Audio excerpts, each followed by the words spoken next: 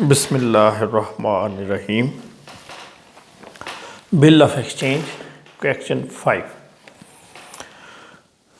Requirement है journalise the transactions in the books of both the parties. Imran sells goods to Farhan for ₹16,000 and draws a bill for 4 months on him. Farhan accepts the bill and returns it to Imran. Imran बेचने वाला है dryer, Farhan ख़रीदने वाला dry. Farhan ने bill accept किए और वापस कर दिए इमरान को। After 3 months Farhan gets the bill retired under a rebate of 12% per annum. इसमें आ गया रिटायर्ड। अच्छा, ये नई चीज़ आ रही है इस सवाल में, थोड़ा सा एक्सप्लेन कर देता हूँ आपको। एक है डिस्काउंट और एक है रिबेट।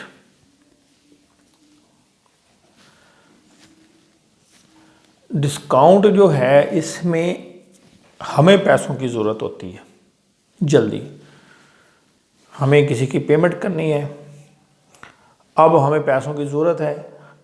अब हम क्या करते हैं कि जैसे ही हमें कोई बिल मिलता है, या हो सकता है बाद में भी, यानी कोई बिल है 3 महीने का तो 2 महीने बाद पैसों की ज़रूरत पड़ जाए, 1 महीने की बाद पैसों की ज़रूरत पड़ जाए, तो जब भी हमें पैसों की ज़रूरत पड़ती है हम चले जाते हैं बैंक के पास।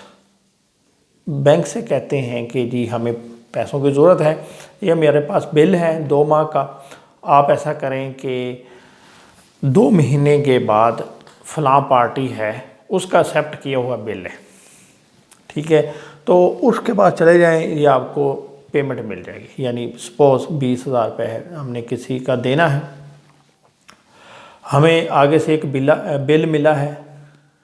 अब हम क्या करते हैं कि हमने पेमेंट करनी है 20,000 की, तो वो पार्टी कहती है नहीं जी हमें तो कैश दो।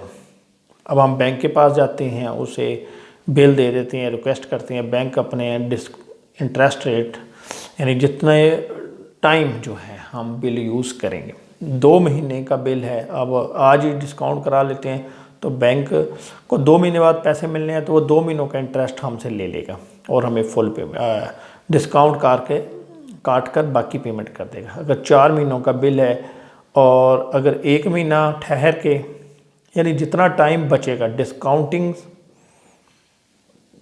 टाइम से लेकर ड्यू डेट तक, जो रिमेनिंग पीरियड होता है, यहाँ तक जितना टाइम होगा, यानी अगर डिस्काउंट करा रहे हैं 4 महीने का बिल है और डिस्काउंट करा रहे हैं 1 महीने बाद, तो अभी 3 महीने रहते हैं, 3 महीने का इंटरेस्ट। 2 महीने का बिल है, 1 महीना गुजर चुका है और अभी 1 महीना रहता है ड्यू डेट में, तो 1 महीने का इंटरेस्ट चार्ज किया जाएगा बैंक 1 महीने का। यानी बैंक जो रिमेनिंग पीरियड होता है जिसके लिए हमें देगा वो डिस्काउंट कहलाता है। रिबेट में उलट है, रिबेट में ये ड्रायर है। अच्छा, इसमें क्या होगा, बैंक मुकर्रर तारीख को जाएगा ड्राई के पास और बिल उसको दे देगा और पैसे ले लेगा फुल, ठीक है, जबकि हम ड्रायर जो है वो ऑलरेडी पैसे ले चुका है। ये ड्राई है। इसमें क्या है, ड्राई ड्रायर के पास आता है, इधर क्या है, ड्रायर बैंक के पास गया है, ये ड्रायर है, ये बैंक के पास गया। इधर क्या है, ड्राई ड्रायर के पास है। ड्राई जो है इसने एक 10,000 रुपये सपोज बिल है, एक्सेप्ट किया हुआ है, बिल इसके पास है, तो ड्राई को कहीं से पेमेंट मिल गई। अब ये इसको कहता है कि मैं वक़्त से पहले पेमेंट करना चाहता हूँ, लेकिन तुम भी मुझे कोई इसका बेनिफिट दो। आपने पढ़ा था ना कैश डिस्काउंट के, कैश डिस्काउंट जो है वो अर्ली पेमेंट की सूरत में, यानी जो टाइम दिया जाता है, एक मसले 2, 10 एंड नेट 30 ऐसे लिखा होता था, आपको अगर याद हो, तो उसमें क्या था, हम उसको ऑफ़र करते थे कि अगर 10 डेज़ के अंदर पेमेंट करो तो 2% डिस्काउंट दे देंगे, वरना 30 डेज़ पे दोगे तो पूरी अमाउंट नेट। तो इधर भी वही चीज़ है कि अब ड्राई हमसे कह रहा है ड्रायर से कि भाई मैं जल्दी पेमेंट कर दूंगा, तुम अगर मुझे कुछ छोड़ दो तो ओके। अब ड्रायर कहता है ठीक है, तो मुझे अभी पेमेंट कर दो, यानी ड्यू डेट से पहले पेमेंट कर दो, तो मैं तुम्हें इतने फ़ीसद इंटरेस्ट जो है, जितने टाइम तुम जल्दी पेमेंट करोगे वो छोड़ दूंगा। यानी ये सेम स्पिरिट है। इसमें क्या था, बैंक हमसे काट रहा था, इधर क्या है, हम छोड़ रहे हैं। ये फ़र्क है दोनों में, ये डिस्काउंट कहलाता है और ये रिबेट है। इसमें क्या होता है, बैंक पैसे काट लेता है थोड़े से, वो भी हमारा एक्सपेंस है। रिबेट की सूरत में हम खुद अपनी मर्ज़ी से छोड़ रहे हैं ड्राई को पैसे, तो ये भी हमारा एक्सपेंस है।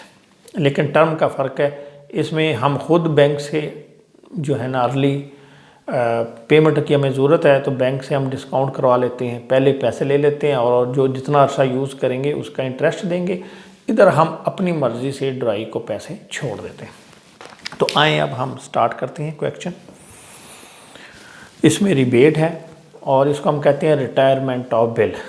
Payment of bill before the due date is called retirement of bill. इसमें दो पार्टीज़ हैं। उसने लिखा है कि journalise the transaction in the books of both the parties. तो इसमें इमरान फरहान, इधर लिख दें इमरान बुक्स, इधर लिख दें फरहान बुक्स। इधर दरमियान में आप दो पेज रख लें, एक पेज पे इसकी बुक बनाएं, दूसरे पे इस फरहान की। अब एंट्री शुरू कर दें। इसमें क्या होगा, इमरान ने गुड्स बेची फरहान को, तो क्या होगा, Farhan to sales, Farhan debit, sales credit. इसमें है 16,000। आगे है draws a bill for 4 months, Farhan accepts the bill and turns it to Imran. Bill accept हो गया, हम क्या लिखेंगे, बिल रिसीवेबल डेबिट और फरहान क्रेडिट 16,000।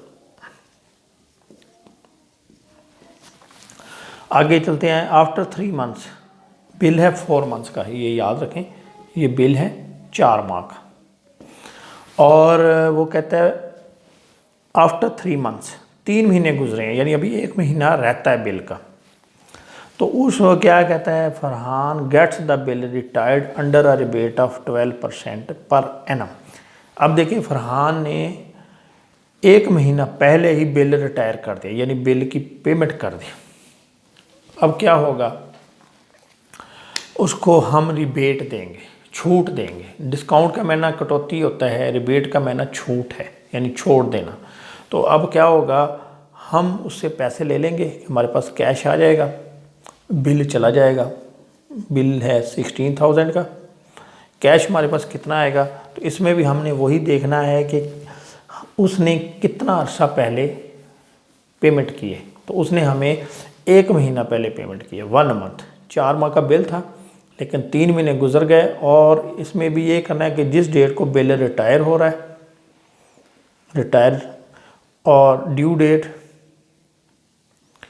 जितने महीने जितना टाइम होगा उतने का इंटरेस्ट हम उसको छोड़ देंगे। अब आपने क्या करना है, यहाँ से ये देखें, रिटायरमेंट हो रहा है 1 माह पहले, यहाँ से लेके यहाँ तक कितना टाइम है, 1 महीना। तो हम 1 महीने का इंटरेस्ट जो है वो छोड़ देंगे। तो अब हमारे पास पेमेंट आएगी, इधर लिखेंगे रिबेट, क्योंकि पैसे कम आएंगे और ये बैलेंस नहीं होगा। अभी देखना, ये 16,000 है और ये है 12%, ये पर एनम रेट है, 1 महीना है तो 1/12 कर लेंगे, तो ये रिबेट निकल आएगा। अभी हम क्या करेंगे, 16,000 मल्टीप्लाइड बाई 12 ओवर 100 और 100/12, तो ये बनते हैं 160 रुपये। तो 160 रुपये कम आएंगे हमारे पास,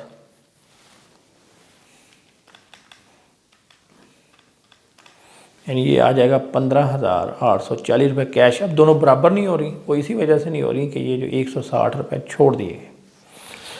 ये आपका क्वेश्चन कंप्लीट हो गया। अब इधर आए, अब इसको देखते जाएं। फरहान ने चीज़ें खरीदी हैं, ये सेल है, तो इधर क्या आ जाएगा, परचेज डेबिट। और इसकी बुक में इसका नाम आ रहा है, तो फरहान की बुक में इमरान का नाम आएगा, परचेजेस टू इमरान 16,000।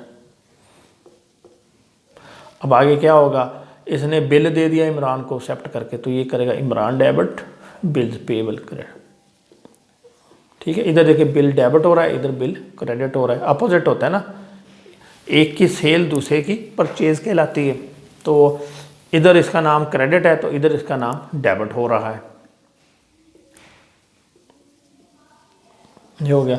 इसके बाद क्या है, बिल्स ये वापस ले लेगा, बिल्स पेबल, और पेमेंट कर देगा, कैश देगा ये 15,840, लेकिन बिल एक्सेप्ट किया हुआ है 16,000 का।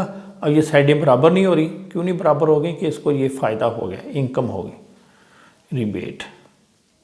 डिस्काउंटिंग में क्या होता है कि भी इधर ये तो ड्राई है, उधर पे बैंक होती है, तो हम क्या करते हैं, इधर डिस्काउंट डेबिट करते हैं, तो बैंक अपनी किताबों में डिस्काउंट को क्रेडिट कर रहा होता है, क्योंकि वो उसकी इनकम होती है, वो बैंक की इनकम है। अब ये फरहान को बचत हो गया, ये इसकी इनकम है।